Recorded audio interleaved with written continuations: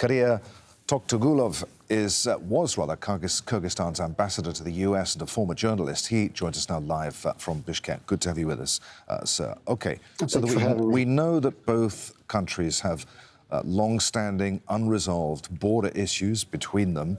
But why now? Why has this fighting flared up now? What's your take on this?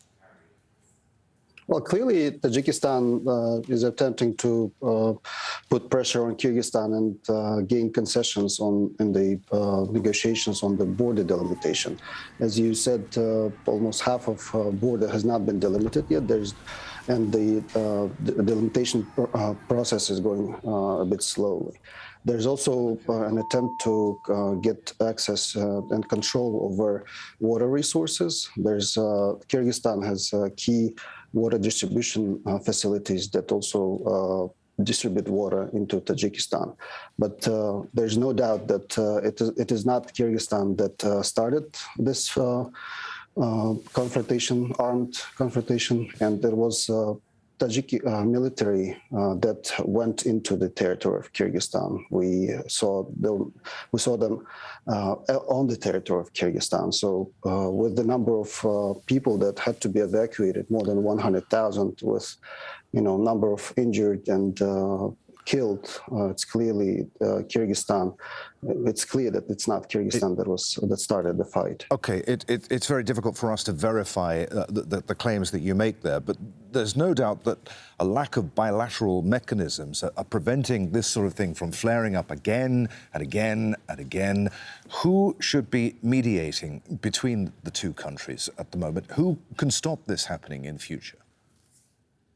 Well, both countries host Russian military bases, both Kyrgyzstan and Tajikistan, and they do look at Moscow as one of the guarantors of security and safety for the countries in the region. But also, it's quite difficult to understand why two members of a Russia-led collective security treaty organization are fighting each other while they're meant to actually work together to provide security for the region, for each other, and for the member states. So this is something that's actually very hard to understand. And the CSTO, Collective Security Treaty Organization, has definitely failed to provide enough mechanisms and platform for the two countries to avoid this kind of military armed confrontation. And is part of the reason that it is so difficult is because the two countries have two very different political mechanisms? Well, Kyrgyzstan is definitely the freest and most democratic country in the region.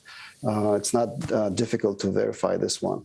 And Tajikistan has had its leader for many years now, and is looking at transferring power to his son, who's occupying a senior government position. So some in Kyrgyzstan look at the latest or continued military confrontation as an attempt to rally support around the leadership and around the transfer of power within the family. Good to talk to you, sir. Many thanks indeed for being with us. Kyrgyz Toktogulov there, who was Kyrgyzstan's ambassador to the United States. Thanks for having me.